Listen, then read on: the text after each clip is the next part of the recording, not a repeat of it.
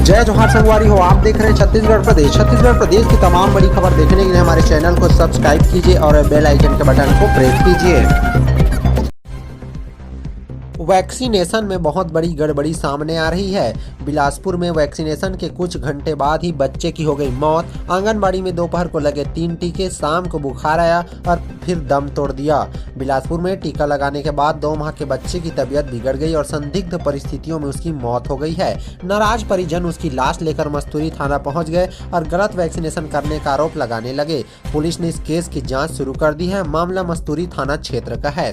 ग्राम गतौरा निवासी राजू केवट, उसकी पत्नी सहित अन्य लोग शनिवार को मस्तूरी थाना पहुंचे, जहां उसकी पत्नी की गोद में मासूम बच्चे का शव लिपटा हुआ था। उन्होंने पुलिस को बताया कि उनका बेटा प्रियांशु 2 माह 4 दिन का था। शुक्रवार को गांव के आंगनबाड़ी केंद्र में स्वास्थ्य विभाग की ओर से टीका लगाने का कार्यक्रम रखा गया था, जहां उन्होंने टीका लगाया। इस दौरान उन्होंने प्रियांशु को भी 3 टीके लगाए गए थे। टीका लगाने के बाद शाम को बिगड़ी तबीयत। उन्होंने बताया कि शुक्रवार दोपहर तक उनका बेटा एकदम स्वस्थ था और खेल रहा था। दोपहर में टीका लगाने के बाद शाम को उसकी तबीयत बिगड़ गई। उसका शरीर गर्म हुआ तो परिजन को लगा कि टीके की वजह से बुखार आया होगा, लेकिन इसके बाद उसकी तबीयत और ज्यादा बिगड़ती चली गई। देर रात बच्चे ने तोड़ दिया दम। रात में उसकी तबीयत ज्यादा ही खराब हो गई, जिसके बाद परिजनों को चिंता सताने लगी। रात में कोई साधन नहीं होने के कारण परिजन सुबह तक इंतजार करते रहे। आखिरकार रात करीब 2 बजे प्रियांशु की सांसें थम गई और उसका शरीर ठंडा पड़ गया। इस घटना से नाराज परिजन अपने मासूम बच्चे की लाश लेकर मस्तूरी थाना पहुंच गए और जांच की मांग करने लगे। जिला टीकाकरण अधिकारी मनोज सेमुअल का कहना है कि सभी तरह के टीके सुरक्षित हैं। रिएक्शन का असर भी 45 मिनट के भीतर दिख जाता है। जिस बच्चे की मौत हुई है उसकी लाश का पोस्टमार्टम कराया गया है। पीएम रिपोर्ट आने के बाद उसकी मौत के कारणों का पता चल जाएगा। इधर मस्तूरी थाना प्रभारी प्रशांत कांत ने बताया कि परिजनों की मांग पर पुलिस ने मर्ग कायम तो कर लिया है, लेकिन बच्चे की मौत कैसे और किन परिस्थितियों में हुई उसकी जाँच के लिए शव का पोस्टमार्टम कराया गया है, जिसका रिपोर्ट आने के बाद ही उसकी मौत के कारणों का पता चल सकेगा। फिलहाल पुलिस इस मामले में जाँच कर रही है। विख्यात शिव महापुराण कथा वाचक पंडित प्रदीप मिश्रा एक बार फिर भिलाई में सुनाएंगे कथा। 25 अप्रैल से 1 मई तक होगा शिव महापुराण। आयोजन की तैयारियां में जुटे लोग। भारत के विख्यात शिव महापुराण कथावाचक पंडित प्रदीप मिश्रा सीहोर वाले एक बार फिर भिलाई में आ रहे हैं। उनकी कथा आयोजन 25 अप्रैल से लेकर 1 मई तक होगा। इसके लिए पंडित मिश्रा ने अपनी सहमति दे दी है। इसके साथ यहां आयोजन की पूरी तैयारियां शुरू कर दी गई है। शिव महापुराण कथा का आयोजन भिलाई के जीवन आनंद फाउंडेशन के द्वारा किया जा रहा है। भाजपा नेता पार्षद विनोद सिंह ने बताया कि इस आयोजन में लाखों की संख्या में लोग आएंगे। इसे देखते हुए ऐसे स्थान का चुनाव किया जा रहा है जहाँ बड़ी संख्या में लोगों के आने के साथ ही पार्किंग की व्यवस्था भी हो सके। उन्होंने बताया कि दीपावली के समय वो पंडित प्रदीप मिश्रा से मिले थे। उन्हें भिलाई आने का आमंत्रण भी दिया गया था। उस समय उन्होंने कहा था कि साल 2022-2024 तक उनकी पूरी कथा तय हो चुकी है। इसके बाद भी विनोद सिंह ने पंडित जी से समय देने का भी निवेदन किया था। 4 दिन पहले ही सीहोर से फोन आया था कि पंडित ने भिलाई की कथा के लिए समय दे दिया है। वो 25 अप्रैल से लेकर 1 मई तक भिलाई में कथा कह सकेंगे। वहां से समय और तिथि तय होते ही आयोजन की तैयारियां में पूरे लोग जुट गए हैं। पुरानी कथाओं और आयोजकों से बात कर ली गई है, दी जा रही है जानकारी। पंडित प्रदीप मिश्रा की कथा का आयोजन काफी बड़ा कार्यक्रम कराना है। इसमें किसी भी प्रकार की कोई चूक न हो, इसके लिए विनोद सिंह ने अभी से तैयारी शुरू कर दी है। वो पंडित जी की पुरानी कथाओं को देखकर जानकारी ले रहे हैं। वहीं जिन्होंने अब तक उनकी कथा करवाई उनसे भी जानकारी ले रहे हैं कि किस तरह से आयोजन की व्यवस्था की जा सके। विकलांगों और वृद्धों के लिए होगी उचित व्यवस्था। आयोजन के दौरान जो लोग काफी दूर से आ रहे हैं उनके भोजन और जहाँ तक हो सकेगा ठहरने की व्यवस्था की जाएगी। इसके साथ ही भीड़ में बुजुर्ग और विकलांग परेशान न हो, इसके लिए उन्हें अलग से बैठने की व्यवस्था की जाएगी। आयोजन की व्यवस्था के लिए 1000 से अधिक वॉलंटियर्स को तैयार किया गया है। नहीं होगी कोई पास की व्यवस्था।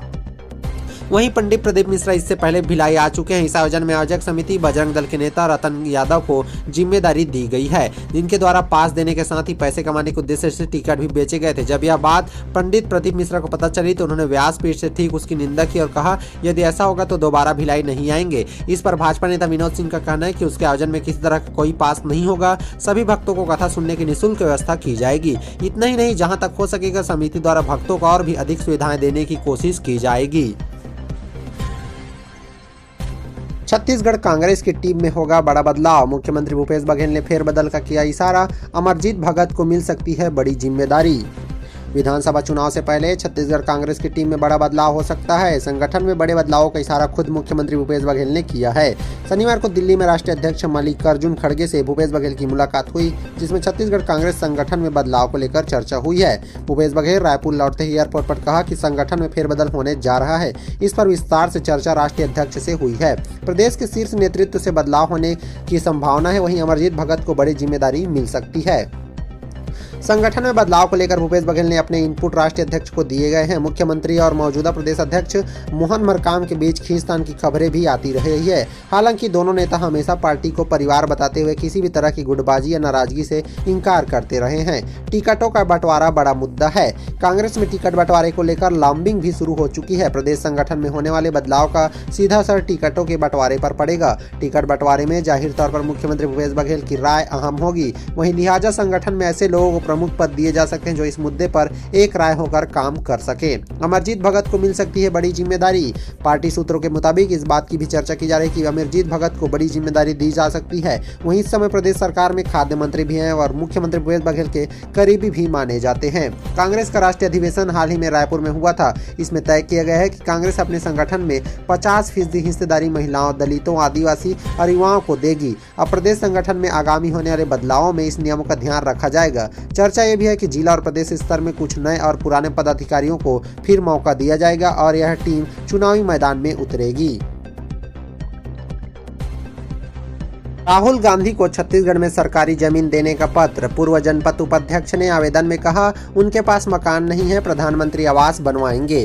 कांग्रेस के 85वें अधिवेशन के दौरान रायपुर में राहुल गांधी ने कहा था कि आज तक हमारे पास रहने के लिए मकान नहीं है। इसे लेकर बेमेतरा की बीजेपी नेता देवदास चतुर्वेदी ने प्रशासन को एक पत्र लिख डाला है, जिसमें उन्होंने सरकारी जमीन आवंटित करने की मांग की है। उनका कहना है कि ऐसा होने से राहुल जैसे गरीब का पक्के मकान में रहने का सपना नरेंद्र मोदी सरकार की योजना से पूरा हो सकेगा। ये पत्र इन दिनों सोशल मीडिया में जमकर वायरल हो रहा है।